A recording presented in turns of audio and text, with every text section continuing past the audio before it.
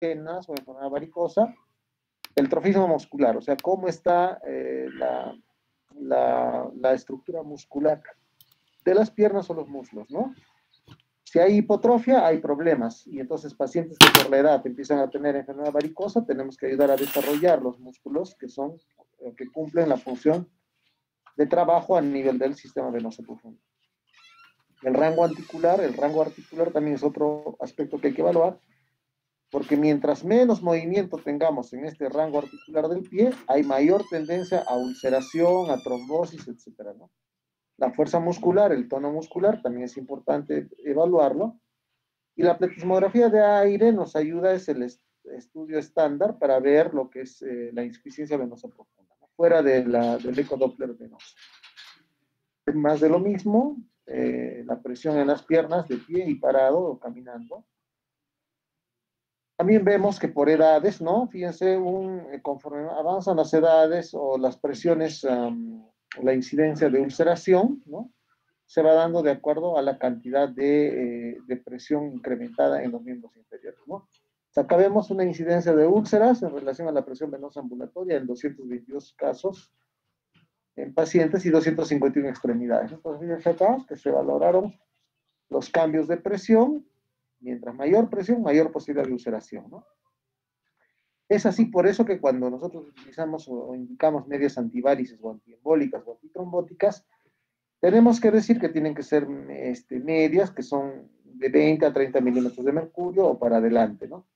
Y en un paciente que tiene varices esenciales, podemos recomendar unas medias antivárices entre 15 y 20 milímetros de mercurio o de 10 a 20 milímetros de mercurio, que es otra posibilidad, que es una presión mediana, ¿no? Esa es la explicación por qué algunos pacientes tienen muchas varices y no tienen úlceras, y otros que no tienen muchas varices y tienen úlceras. Entonces, hay a veces una contrariedad, pero lo que interesa acá es que puedes tener muchas varices, pero si tus bombas venosas están bien, es probable que no desarrolles muchas úlceras, ¿no? También podemos mencionar que hay, así como hemos visto varias clasificaciones a nivel de las varices, podemos ver algunos estadios en lo que son las ulceraciones. Estos son los estadios de Nicolaides, donde se habla desde un grado 1, donde hay edema moderado distal y pigmentación ocre-malleolar, hasta un grado 5, donde se agrega rigidez de la articulación tibio-astragalina, más lo que serían las lesiones ulcerativas rebeldes, ¿no? Este síndrome fleboartrósico también es importante que lo conozcan, porque el síndrome fleboartrósico se relaciona o se refiere a tres aspectos. Anquilosis de la articulación tibio-astragalina, o sea, hay dificultad para mover la articulación del tobillo, atrofia de la bomba muscular sóleo-gemelar, hipertensión venosa permanente y úlcera refractaria. Esos cuatro aspectos hablan de un síndrome fleboartrósico.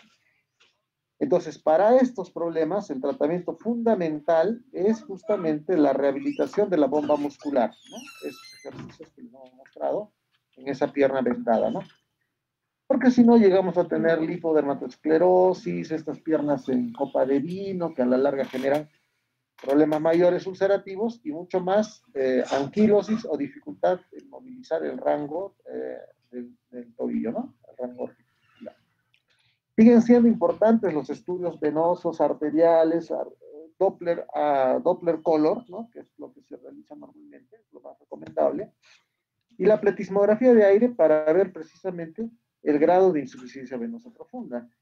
Acá se revisa, por ejemplo, se analiza el índice de llenado venoso, que tiene que ser menor a 12 ml por segundo.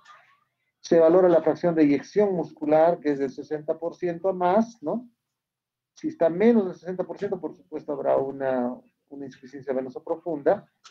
Y el volumen residual, la fracción de volumen residual, que tiene que ser menor a 35%. Si es que es más el volumen o la fracción de volumen residual, estamos hablando de una insuficiencia venosa profunda. El trombo en la vena femoral efectivamente es una consecuencia de este fenómeno de éxtasis, ¿no? De éxtasis venosa, que puede prácticamente en un momento llegar esos trombos a la arteria pulmonar y generar tromboembolia pulmonar.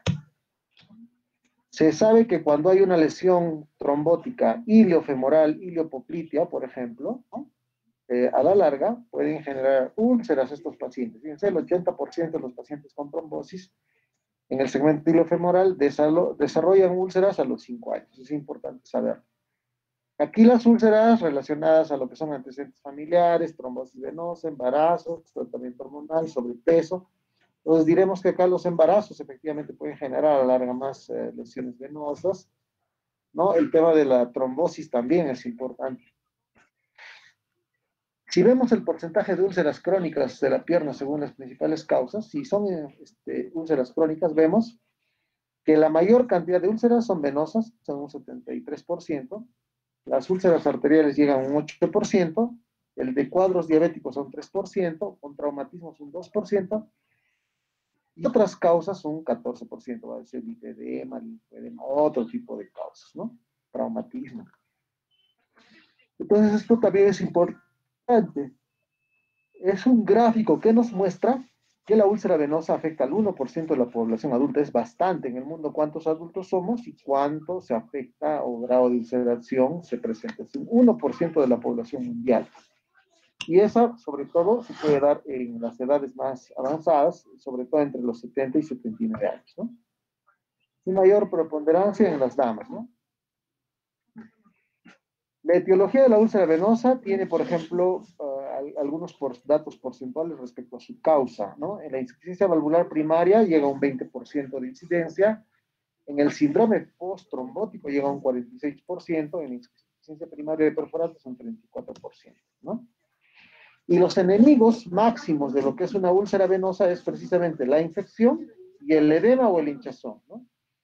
Mientras en una pierna que tenga úlcera va a haber hinchazón e infección, pues esa herida no va a sanar nunca por nunca. Entonces, eso es lo que tenemos que tomar en cuenta. El tratamiento de la úlcera venosa depende de qué? Del tipo de etiología de la úlcera, del estadio clínico de la úlcera, el grado de avance, el tiempo de duración de la úlcera. A más tiempo de úlcera, más difícil cicatrizará, y del factor socioeconómico, por supuesto, que va de la mano en la atención de estos pacientes, ¿no? El fracaso del tratamiento de la úlcera venosa se debe a un desconocimiento de la fisiopatología de la enfermedad. Habíamos visto, ¿no? Hay que conocer exactamente dónde está el daño, si está en las venas superficiales, venas profundas, si es un tema posttrombótico, si es un problema reumático, si es un problema de vasculitis, etcétera. Todo va asociado, ¿no? Y el éxito o el tratamiento, en todo caso, si vamos a hablar de éxito, vamos a ver que con un tratamiento conservador podría ir muy bien la úlcera venosa. Una terapia de esclerosantes sería la siguiente. Y una operación, por supuesto, pues sería una tercera posibilidad, ¿no? En el tema de lo que son úlceras venosas, vemos que ya habíamos hablado que las causas son por reflujo, disfunción de bombas. El tratamiento también se puede dar por elastocompresión, o sea, vendaje y terapia física y rehabilitación. Y esto está muy claro. El éxito del tratamiento de una úlcera venosa es que no vuelva a repetirse la úlcera. Ese es el éxito del tratamiento, ¿no? También hay que saber que el porcentaje de recidivo que vuelva a aparecer la úlcera es importante, o sea, es bien frecuente una úlcera recidivante, ¿no? Por decirlo así. Lo mismo ocurrirá, por ejemplo, cuando si el tratamiento conservador es agresivo y no hay mucha alteración de la piel, las condiciones de mejora de la úlcera serán un poco más adecuadas o convenientes, ¿no? Las secuelas, efectivamente, de hipertensión venosa crónica, hay que evitar que lleguen a ser edemas, eczemas, celulitis, lipodermatosclerosis, ¿no? Eso es importante también tomarlo muy en cuenta, ¿no? Entonces, la alimentación, el no subir de peso, el no exponerse al calor, al sol, ¿no? Las medidas de reposo en la cama con una elevación de unos 30 grados, ¿no? En posición de tren del embur y con presión elástica es importante, ¿no? Entonces, efectivamente, una vez que se ha tomado el grado óptimo de mejoría, se tiene que continuar definitivamente el tratamiento conservador y en algunos casos manejo quirúrgico, ¿no? En conclusión, el tratamiento de úlcera venosa le damos más prioridad al tratamiento conservador. Pacientes, nos enfocamos en pacientes sedentarios con edad avanzada, pacientes con enfermedad crónica severa. Y la pregunta que me hicieron la anterior vez, ¿a quiénes recomendamos el tratamiento quirúrgico de enfermedad varicosa? A pacientes jóvenes, activos, disciplinados en la terapia física, que utilizan eficientemente la bomba muscular de la pantorrilla, o sea, que pueden lograr hacer un buen desarrollo de los músculos gemelos y el sóleo. En esos pacientes se recomienda el tratamiento quirúrgico, ¿no? Entonces, este es un algoritmo para un poco recordar, luego del estudio ecodoppler, la pismografía en la úlcera venosa, vamos a ver si hay disfunción de bombas, si hay hipertensión venosa. Entonces, ahí vamos a trabajar con medias de presión o vendas, medias de corta extensión, elastocompresión y rehabilitación, tratamiento local de la úlcera. De eso dependerá el cierre de la úlcera. Entonces, el cierre de la úlcera puede ser por dos vías, el tratamiento conservador y el tratamiento quirúrgico. El tratamiento conservador, que sería el más recomendable en muchos casos, y el tratamiento quirúrgico, ya saben en qué casos, ¿no? Entonces, lo que son las medidas de rehabilitación de la úlcera venosa, podemos ver los ejercicios activos, pasivos, el drenaje manual linfático en el edema, el ultrasonido para evitar la fibrosis de la articulación, ¿no? O la lipodermatosclerosis. La hidroterapia para recuperar el rango articular, se puede hacer una terapia con agua, ¿no? La magnetoterapia también es algo muy importante en estos casos, sobre todo en la parte del dolor y la parte arterial y venosa, ¿no? La magnetoterapia va a ayudar a disminuir esos cambios tróficos, esas manchas que ocurren en las piernas y puede mejorar la cicatrización. La electroterapia, por lo contrario, va a fortalecer el músculo. Se utilizarán corrientes rusas EMS para un poco dar mayor tonicidad del músculo en la bomba sóleo-gemelar. Esos son terapias que sí o sí son importantes realizar.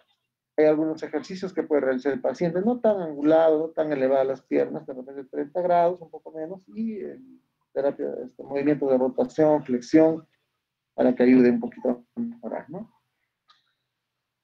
Entonces, para los ejercicios, lo más importante es que precisamente el miembro afectado o ulcerado esté bajo la compresión durante los ejercicios, ¿no?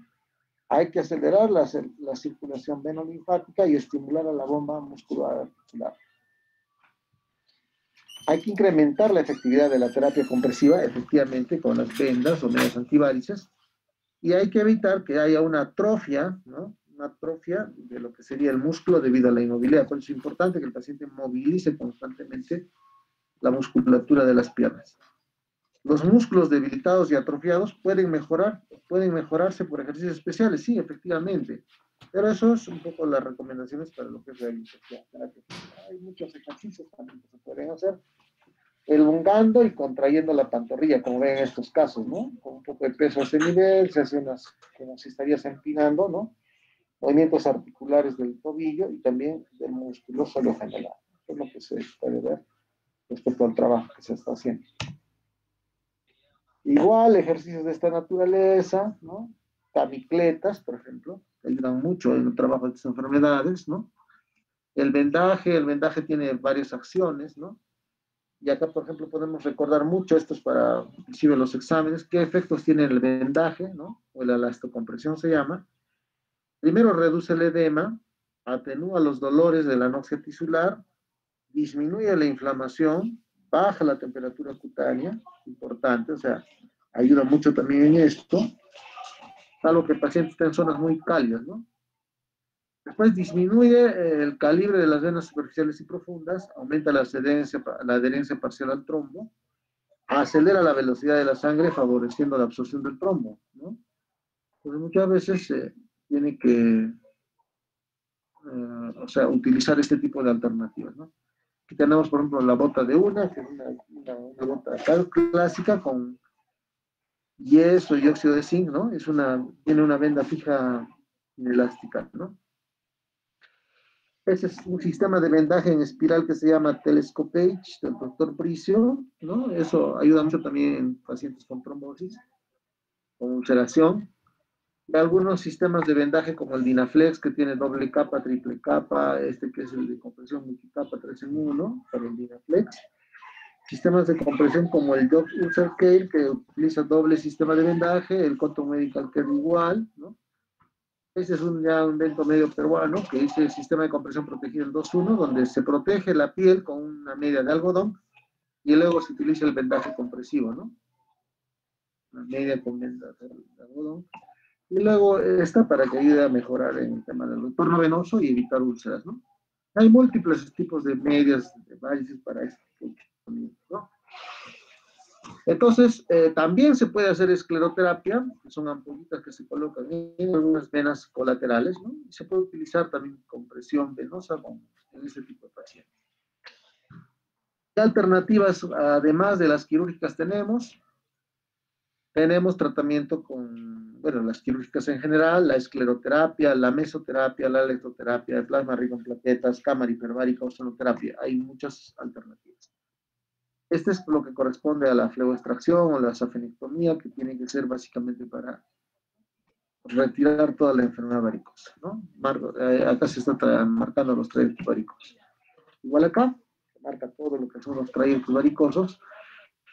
La cirugía convencional es hacer un corte acá en el tobillo, en la pierna y arriba en la parte inguinal, y luego se saca toda la vena y se va.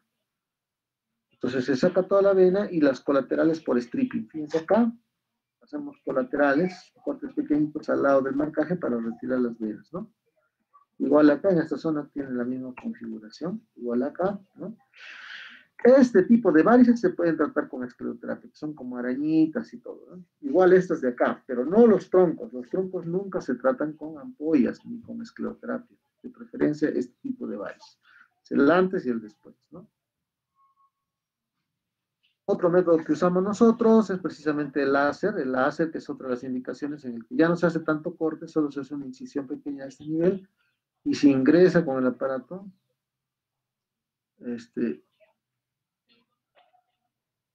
Entonces, lo que pasa es que se ingresa el láser venoso con la punta del rayo láser. Ese rayo láser tiene que tener las medidas adecuadas de acuerdo a los tamaños que hemos medido para que calibradamente pasemos el láser en todo el trayecto venoso y logremos cerrar la úlcera, ¿no? A la larga.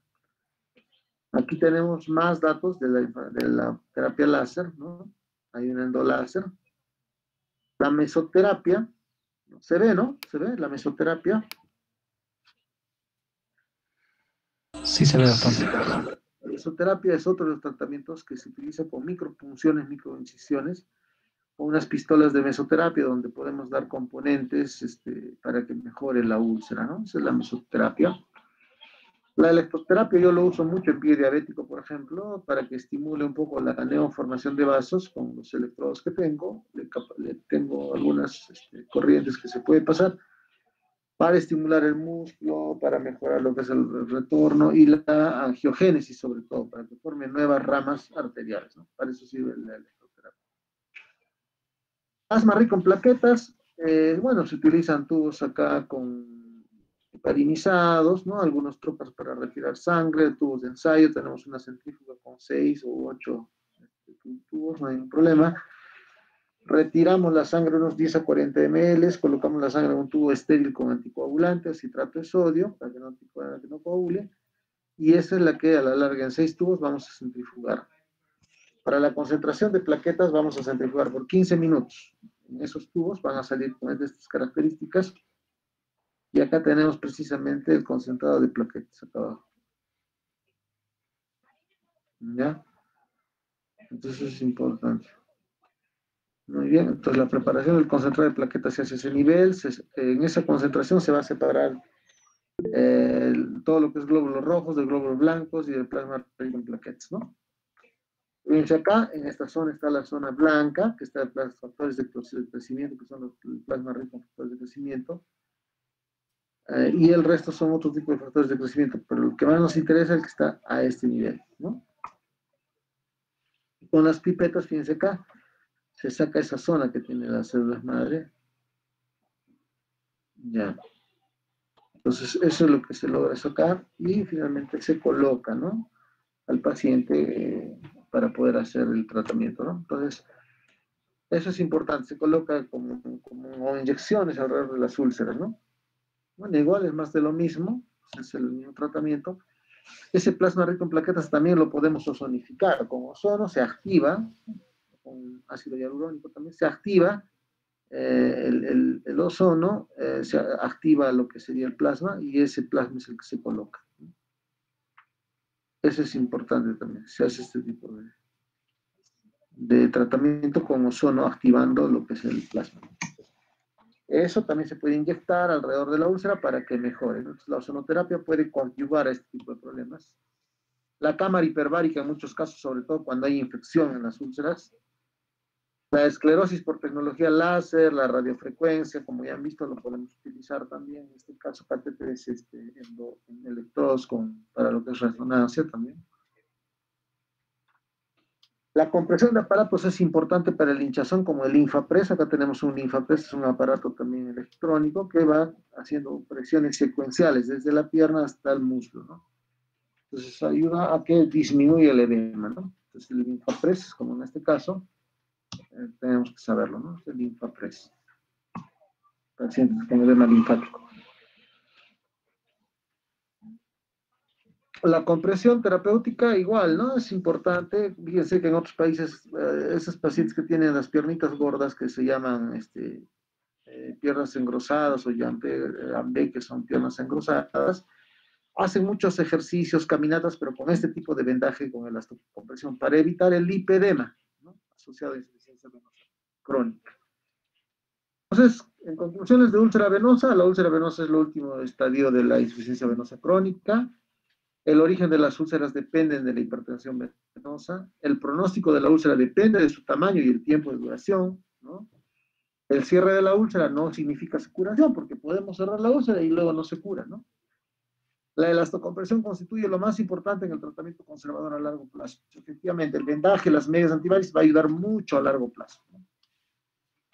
La rehabilitación de las bombas, las gemelos, etcétera, puede mejorar mucho el problema venoso ulcerativo y el síndrome postrombótico, ¿no? O pleoartrósico.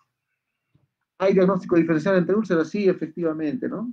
Hay que ver cuándo es una úlcera venosa, cuándo una úlcera arterial. Acá les traigo un cuadrito donde ustedes lo pueden estudiar y revisar, ¿no? Estoy poniendo úlceras venosas, arteriales neuropáticas, en cuáles es más frecuente, entre varones o mujeres, en qué edades.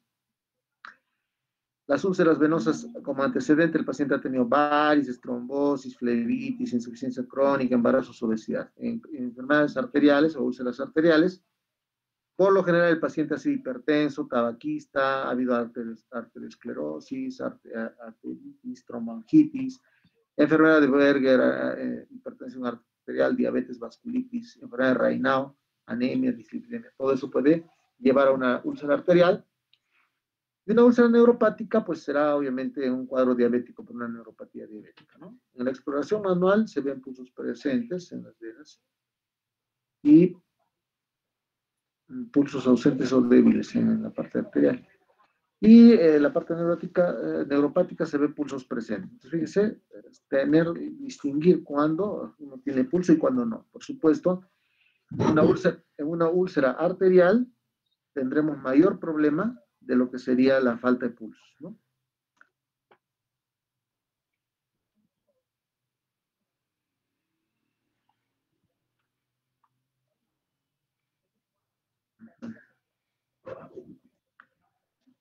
Muy bien. Igual, en la exploración manual, por supuesto, en una úlcera arterial no habrán pulsos, ¿no? Estarán ausentes o débiles. Y en las otras dos úlceras habrán pulsos, ¿no? Igual el índice de tobillos vasos será un factor que nos puede ayudar a determinar, ¿no? Si un ITB es mayor a 0.8, puede ser una úlcera venosa. Si es inferior a 0.8, puede ser una úlcera arterial. Y habrán falsos positivos en la neuropática, sobre todo acá es valedero el antecedente, ¿no? En las úlceras venosas la valoraremos con el ecodoppler venoso, en las úlceras arteriales la podemos valorar con la arteriografía, con el doppler arterial, con la angioresonancia, con la angiotomografía, ¿no? Y las neuropáticas se evaluarán con un monofilamento o diapasón, una evaluación neurológica más que todo, ¿no? Una úlcera venosa se localiza más en el tercio inferior de la pierna y es más frecuente en el área supramalleolar interna. En cambio, una úlcera arterial, o también hay muchas úlceras arteriales conocidas como úlceras de Martorell, hay que tomar en cuenta cuando que nosotros sepamos evaluar o distinguir entre una úlcera venosa y arterial. Una úlcera arterial tendrá, por ejemplo, más lesión en la zona de las prominencias óseas, en los dedos, malleolo externo, talones, etc., ¿no? Y una neuropática en zonas de presión, pie, talón, etc., ¿no? Esa es la forma de distinguir. Respecto al aspecto, ¿no? Una úlcera venosa tendrá tendencia a la granulación, es más superficial con bordes irregulares, generalmente son únicas de tamaño variable que tienden a aumentar. En cambio, una úlcera arterial tendrá un fondo más atrófico, más blanquecino, habrá escasa tendencia a la granulación, tiene más bordes definidos, generalmente pequeñas y con frecuencia múltiple. Son muy dolorosas las úlceras arteriales respecto a lo que sería la úlcera venosa, ¿no? Y las neuropáticas son más profundas, excavadas, con tendencia a la granulación, con bordes hiperteratróficos y tamaño variable, ¿no? Todo eso. Entonces eso es importante. En el caso de las úlceras venosas, el exudado puede ser abundante, en cambio la úlcera arterial es escaso o nulo, y en las neuropáticas es variable también. El edema en las úlceras venosas estará presente, en las úlceras arteriales no habrá edema, y en las neuropáticas puede estar localizado, ¿no? La temperatura en una úlcera venosa es normal, en la arterial hay frialdad y en una neuropática es normal, ¿no? La piel ulcerativa, ulceral, se ve que en las varices o en una venosa hay eczema, dermatitis, hiperpigmentación. Y en las arteriales la piel estará pálida, brillante, ausencia del vello, frágil y seca, ¿no? Y en las neuropáticas, por supuesto, hay que tener cuidado ahí, en las neuropáticas se pueden presentar celulitis, gallosidades, grietas, falta de sensibilidad, ¿no? En una úlcera venosa, la infección es menos frecuente. En cambio, en una úlcera arterial, la infección es más frecuente. Y en una neuropática, por supuesto, es mucho más frecuente que las anteriores, con riesgo de sobreinfección. Eso también para distinguir, ¿no? Son úlceras ya más de Martorell, algunas sí son venosas, ¿no? Úlcera hipertensiva de Martorell es bueno que lo revisen porque acá están las zonas donde se presenta en mayor localización, ¿no? Entonces, eso es importante, ¿no? Acá tenemos la insuficiencia venosa, tenemos una lesión acá. Y ahí, obviamente, se tiene que evaluar qué tipo de ulceración podría darse a la larga, ¿no? Ya son cuadros ya necróticos de isquemia, cuando se ha utilizado muchos vasoespasmos, digamos, inotrópicos, ¿no? En este caso, que pacientes que llegan a la UCI pueden acabar en este tipo de lesiones isquémicas en dedos, de mano y pie, ¿no? Estas son úlceras de presión por pie diabético, en este caso las de presión, acá también y acá. Eso también es importante valorarlo, ¿no? Pero también úlceras de presión, tenemos unos zapatos, plantillas de descarga para que no choquen. Y se puede. Es importante eso. Y aquí tenemos más lesiones de pie diabético, ¿no? Tipo pie diabético. El índice tobillo-brazo, como habíamos hablado en uno de los cuadros, no es nada más que la comparación entre la presión que encontramos en el brazo y el tobillo, ¿no? Para ambas situaciones. Y pueden confirmar la presencia de enfermedad arterial periférica, ¿no? Entonces es importante el ITB se llama, ¿no? El índice tobillo-brazo. Ya habíamos hablado del 0.8 como punto de corte. Y aquí vemos que un ITB, ¿no? Menor a 1.30, la tensión arterial en el tobillo es un tanto alta, si bien es cierto, podría estar aceptable. Un rango normal está entre 1 y 1.29 de ITB, el límite normal está entre 0.91 y 0.99. Cuando se ve que hay una oclusión ligera, leve o sospecha de estenosis, cuando el ITB está entre 0.41 y 0.9. Y habrá una oclusión grave o sospecha de estenosis severa cuando el ITB, el índice tobillo-brazo, está menor del 0.4. Entonces eso también es un aspecto para considerar cuando hacemos la valoración del índice tobillo-brazo, ¿no?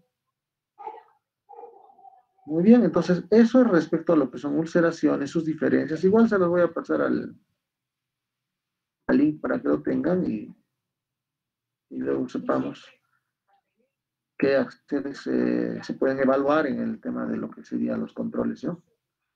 Pero fíjense, tenemos múltiples alternativas para tratar úlceras, pero lo más importante es saber la etiología de la úlcera, el tratamiento que se va a plantear, que han visto que es diverso, en realidad, es diverso el tratamiento. Dependerá también del tipo de úlcera, del grado de úlcera, ¿no? Esto sí es importante.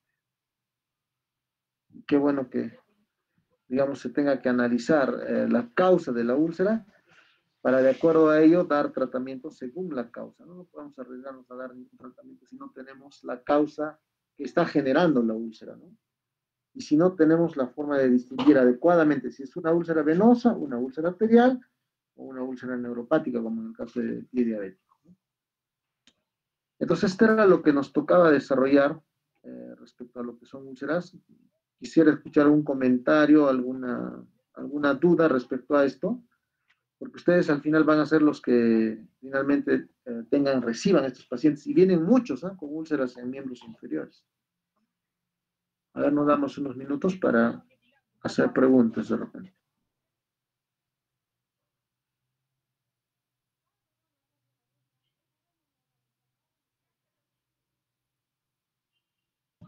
¿Alguna pregunta?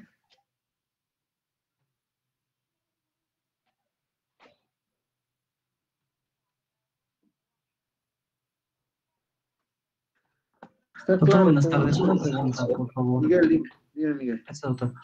Doctor, cuando se aplica escleroterapia en un vaso, ¿lo anula el vaso, es la escleroterapia, doctor? Inflama las paredes de la vena y ese proceso de inflamación genera trombosis. Y hace que haya un colapso en la vena y entonces, en todo caso, ese trayecto puede quedar interrumpido por ese efecto, ¿no?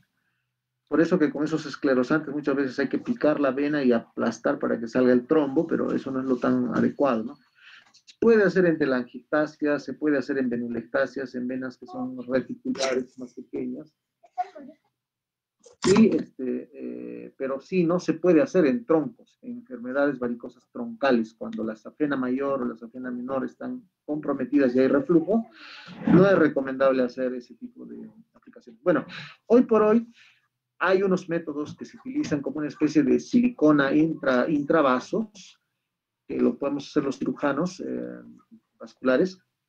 Se hace una incisión a nivel inguinal o bien se ingresa por un catéter hacia la zona de la safena, se va pegando como si fuera un iglú o una cola biológica que va sellando el vaso progresivamente. Hay unos métodos así también, que son un poco más carísimos en el sistema. Preferimos hacer láser, radiofrecuencia, criofrecuencia, que también son cirugías de varices, pero con efecto del frío, altas temperaturas de frío, ¿no?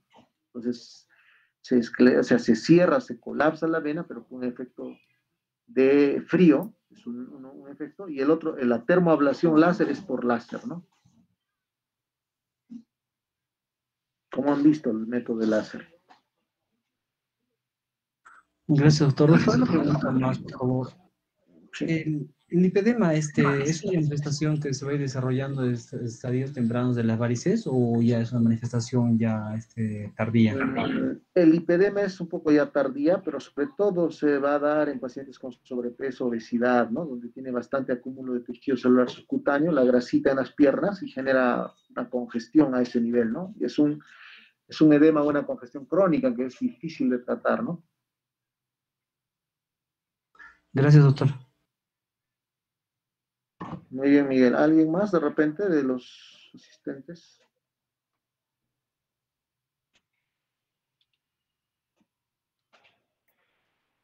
Y como han visto, los síntomas en realidad son diversos. Muchas veces los pacientes van a venir con dolor, úlceras, calambre, adormecimiento, congestión venosa, hinchazón, edema, cambios tróficos. Muchas de las piernas llegan con celulitis, porque el paciente cuando se edematiza la pierna, se hincha, empieza a ver prurito, se pica, le pica, se rasca, con las uñas a veces sucias, y ahí es donde se meten las bacterias dentro del tejido celular y empieza a formar la celulitis famosa, ¿no? Y cuando ya un paciente de esta naturaleza tiene celulitis, ya no es que la celulitis pueda curarse, porque puede ir repitiéndose y repitiéndose. Es un problema, un malestar para el paciente ya de por vida, ¿no?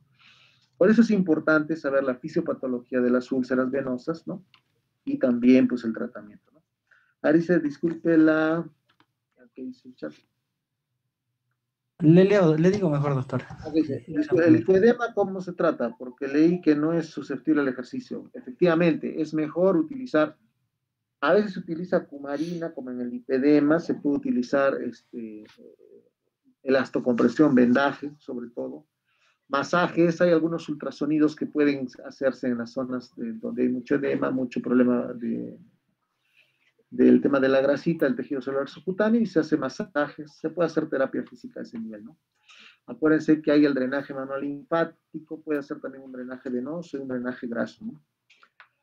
Al que dice la escleroterapia anula el vaso, bueno, la escleroterapia es casi igual que la corriente rusa. No, no, no. Ah, la electroterapia. Efectivamente, sí. Existen electroterapia, el TENS, el ENS, son tipo de alternativas de corrientes, que algunas son para formación de vasos cuando hay insuficiencia arterial, y otros es para mejorar la parte del dolor también, ¿no? Hay dos posibilidades en la electroterapia. El lipedema es una manifestación que puede ir desarrollándose en estados tempranos, es posteriormente, ¿no? Ya, y creo que están todas las preguntas, ¿no? No sé si alguien más quiere preguntar, si no, nos despedimos.